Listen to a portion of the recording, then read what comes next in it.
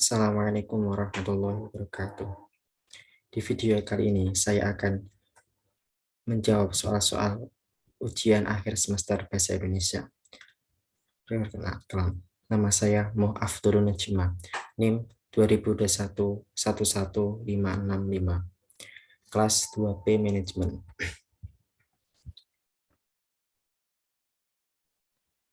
1. Jelaskan pola bentuk gabungan terikat. Tulislah kembali bentuk gabungan terikat berikut ini. Jawaban. Bentuk gabungan terikat adalah bentuk bahasa yang perlu bergabung dengan unsur lain agar dapat dipakai dengan makna yang jelas. Bentuk terikat ditulis serangkai dengan kata yang mengikutinya. Jika diikuti dengan kata dasar, bentuk terikat ditulis tanpa jeda. Namun apabila digabungkan dengan bentuk turunan, maka penulisannya harus dipisah. A. Adi kuasa menjadi adi kuasa. Catur plus tunggal menjadi catur tunggal. Dwi plus warna menjadi dwi warna. Ekstra tambah kurikuler menjadi ekstrakurikuler. Kontra plus revolusi, kontra revolusi. Purna plus wirawan, purna wirawan. Safta plus krida, saptra krida. Sub plus bagian menjadi subbagian. 2. Jelaskan perbedaan bentuk penalaran deduktif dan bentuk penalaran induktif. Berikan contoh penerapannya. Penalaran deduktif adalah proses penalaran yang untuk menarik kesimpulan berupa prinsip atau sikap yang berlaku khusus berdasarkan atas fakta-fakta yang bersifat umum. Proses penalaran ini disebut deduksi. Kesimpulannya, deduktif dibentuk dengan cara deduksi, yakni dimulai dari hal-hal umum menuju kepada hal-hal yang khusus atau hal-hal yang lebih rendah. Proses pembentukan kesimpulan deduktif tersebut dapat dimulai dari suatu dalil atau hukum menuju kepada hal-hal yang konkret. Contoh, masyarakat Indonesia konsumtif umum dikarenakan adanya perubahan arti kesuksesan khusus dan kegiatan imitasi khusus dari media-media hiburan yang menampilkan gaya hidup konsumtif sebagai prestasi sosial dan penanda status sosial. Peranan induktif. Peranan induktif itu adalah paragraf yang diawali dengan menjelaskan permasalahan khusus mengandung pembuktian atau dan contoh-contoh fakta yang diakhiri dengan kesimpulan yang berupa pernyataan umum. Contoh, pada saat ini remaja lebih menyukai tarian-tarian dari barat seperti break dance, shuffle, salsa atau krypton, dan modern dance, dan lain sebagainya. Begitu pula dengan jenis musik umumnya. Mereka menyukai rock, blues, jazz, dan maupun rave. Tarian dan kesenian mulai ditinggalkan dan beralih mengikuti dan barat.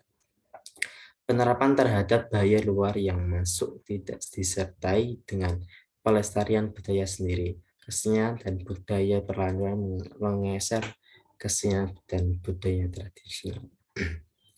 Soal ketiga, jelaskan dan berikan contoh transkripsi dan transliterasi. Transkripsi adalah pengalian tuturan yang berwujud bunyi ke dalam bentuk tulisan atau penulisan kata, kalimat, atau teks dengan menggunakan lambang-lambang bunyi. Contoh, semoga selamat sampai tujuan. Kalau di biasa keseharian, semoga selamat sampai tujuan. Transliterasi adalah penulisan atau pengucapan lambang bunyi bahasa asing yang dapat mewakili bunyi yang sama dalam sistem penulisan suatu bahasa tertentu. Contoh, Assalamualaikum ditulis bahasa Indonesia Assalamualaikum. Pertanyaan 4. Jelaskan penomoran bagian karangan berikut ini. Perbaikilah jika menurut Anda masih ada penulisan yang salah. Jawaban. Pembenaran penomoran.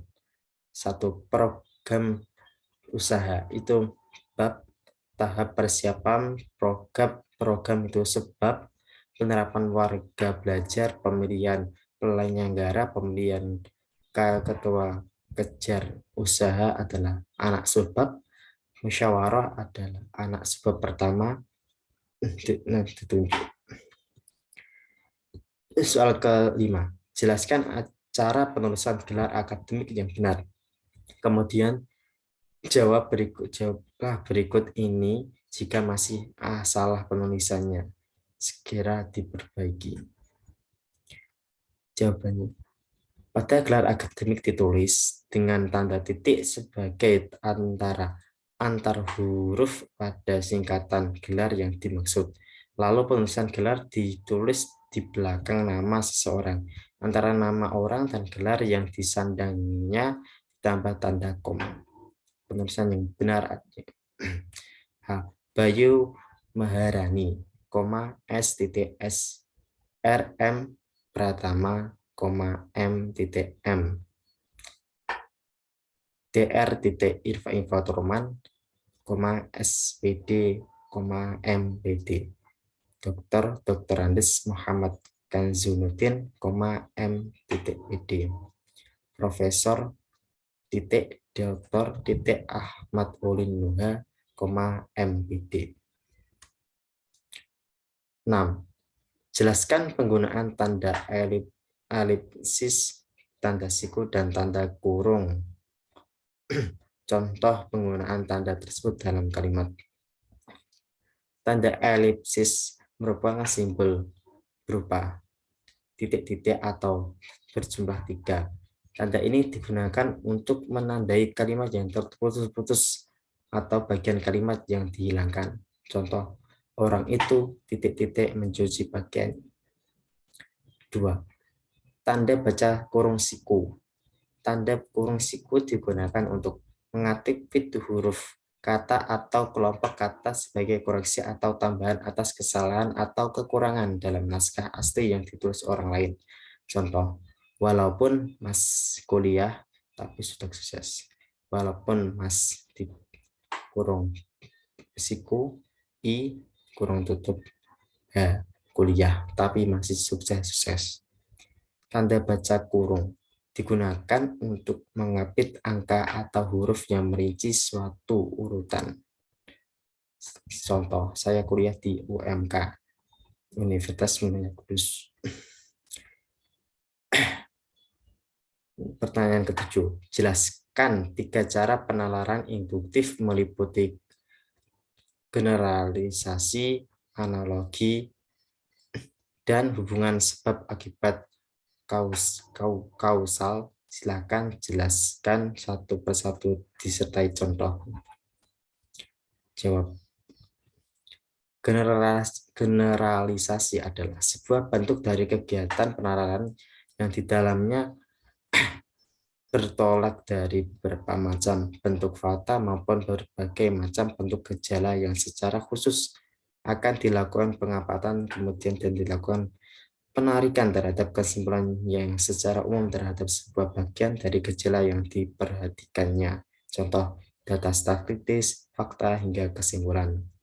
Analogi adalah 2 macam bentuk hal yang di mana dilakukan perbandingan yang pada akhirnya akan memperhatikan seluruh persamaan yang ada tanpa memperhatikan perbedaan yang ada. Contoh, ketika seorang ingin memakan Indomie, akan tetapi yang ada hanyalah mie sedap. Sama-sama mie, tapi yang membedakan hanyalah mereknya.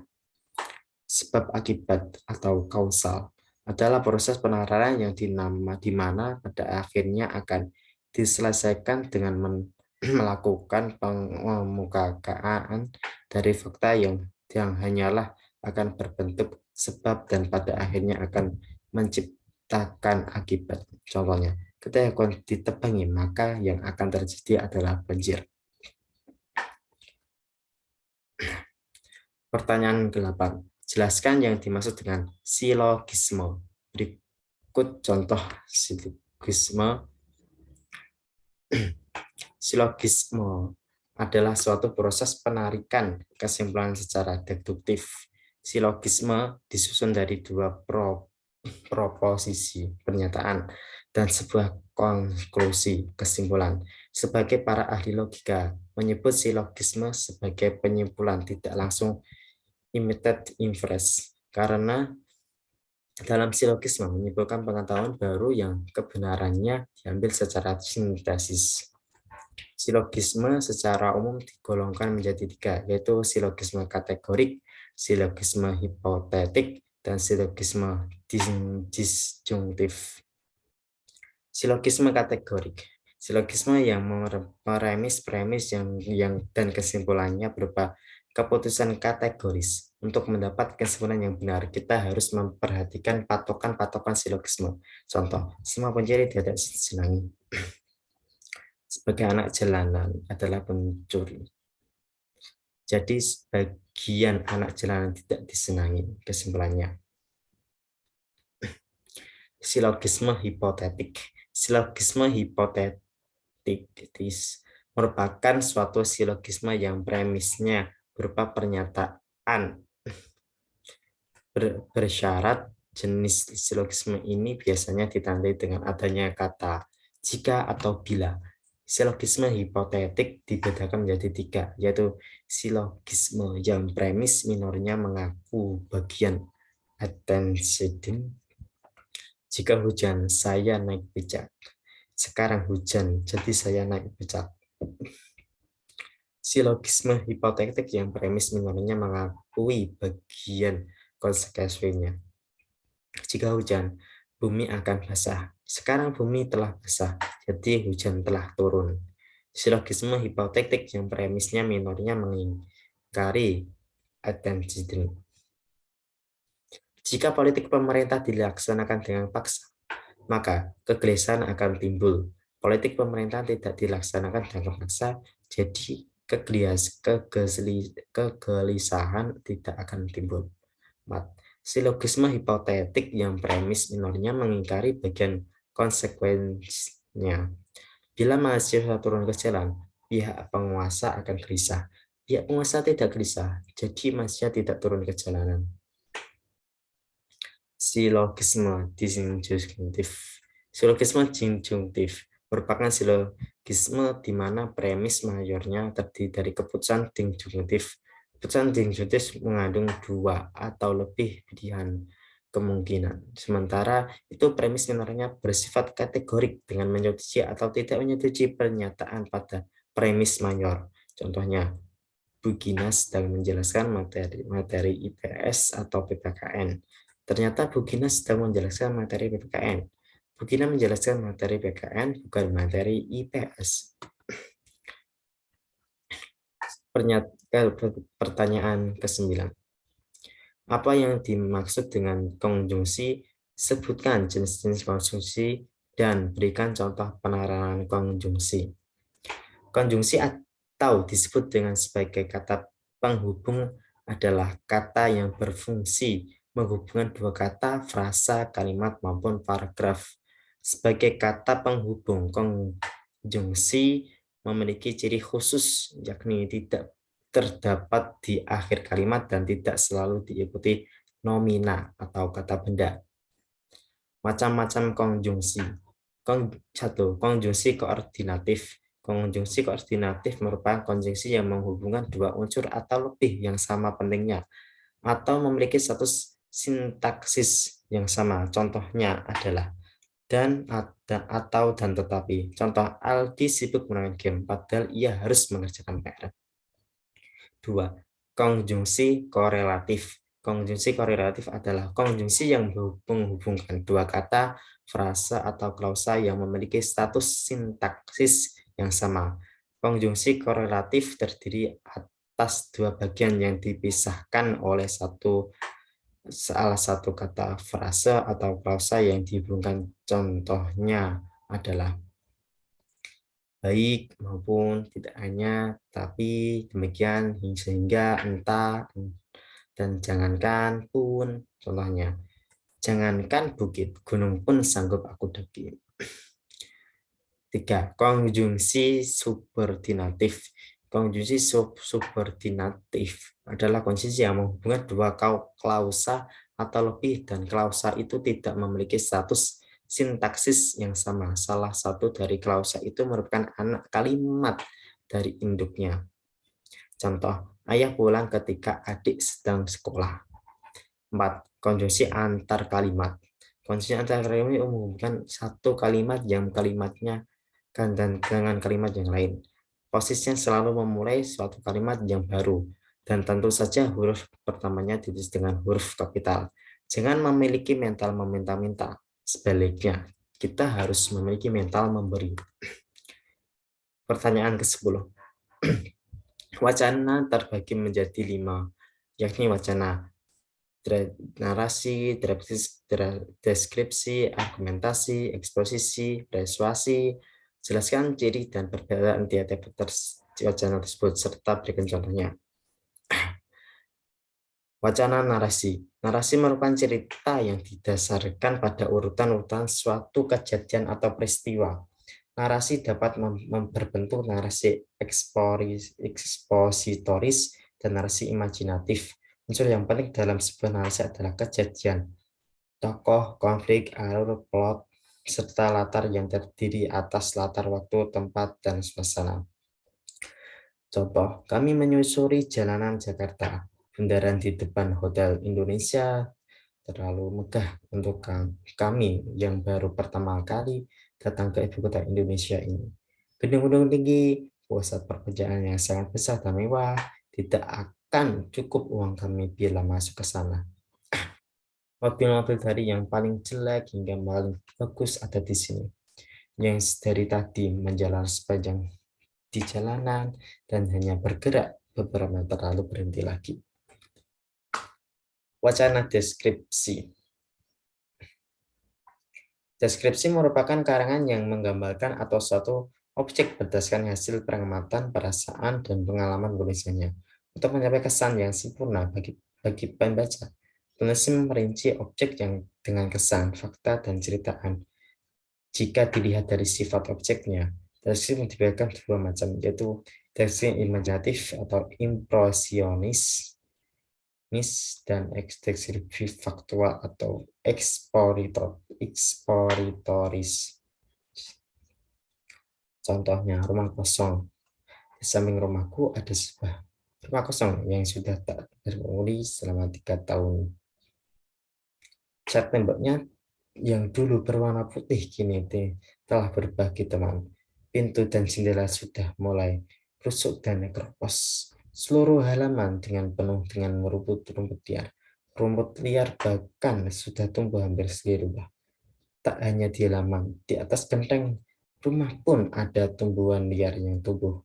Selain rumput liar, halaman depan yang ditemui dengan mangga busuk yang berjatuhan. Memang ada satu pohon mangga di halaman depan rumah ini. Setelah beberapa bulan sekali, pohon ini berbuah sangat banyak. Tetapi tak ada warga yang berani mengambilnya. Setiap ada warga yang berminta mengambilnya, ada saja kejadian aneh dari dalam rumah. Hasil, mangga-mangga tersebut diberikan busuk dan berjatuhan. Wacana argumentasi. Karangan argumentasi ialah karangan yang berisi pendapat, sikap, atau penilaian terhadap suatu hal yang disertai dengan alasan, bukti-bukti, dan pernyataan-pernyataan yang logis. Tujuan dari karangan argumentasi adalah berusaha meyakinkan pembaca akan kebenaran pendapat pengarang.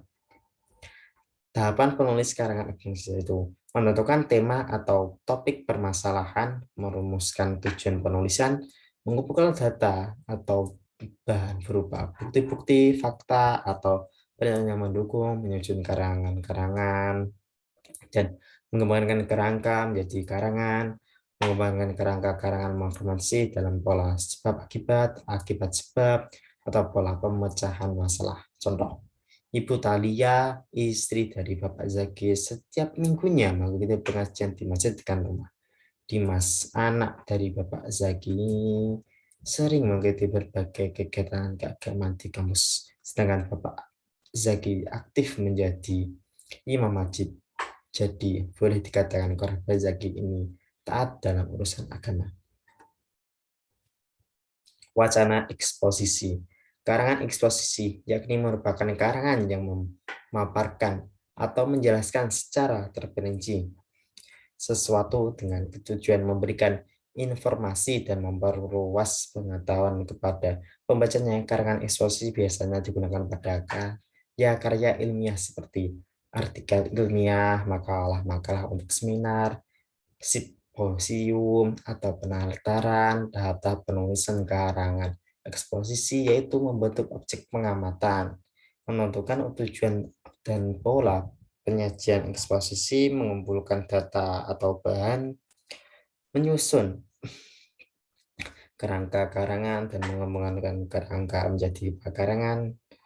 Pengembangan kerangka menjadi eksposisi bisa berpola penyajian, urutan topik yang ada, dan urutan klimaks atau dan anti klimaks. Contoh, banjir merupakan salah satu bencana alam karena ulah manusia yang sering merusak alam seperti membuang sampah ke sungai, membuat secara liar, membakar hutan untuk kepentingan pribadi. Faktor-faktor tersebut merupakan perilaku yang tak boleh dilakukan karena menyebabkan banjir apalagi pada musim hujan. Wacana persuasif. Wacana persuasif adalah teks yang membuat rujukan atau ajakan untuk menegaskan pembaca sehingga yakin dengan sesuatu yang disampaikan penulis. Wacana persuasif membuat ajakan secara halus tanpa harus menimbulkan terdapatnya konflik. Isi dari persuasi yaitu argumen, fakta, ajakan. Contoh, pemerintah pada tahun 2018 telah mengeluarkan dana seberat 444 triliun rupiah yang dikhususkan untuk pendidikan nasional. Dana tersebut diwujudkan beasiswa, bantuan sarana prasarana, dan membutuhkan lainnya di bidang pendidikan. Sudah sepatutnya kita sebagai pelajar memanfaatkan itu semua dengan sebaik-baiknya, khusus untuk di dunia ilmu, di dunia pendidikan, dan tidak menggunakan untuk keperluan lain. Oleh karena itu, marilah kita terus belajar dan belajar dengan giat. Itulah jawaban UAS dari saya. Terima kasih. Wassalamualaikum warahmatullahi wabarakatuh.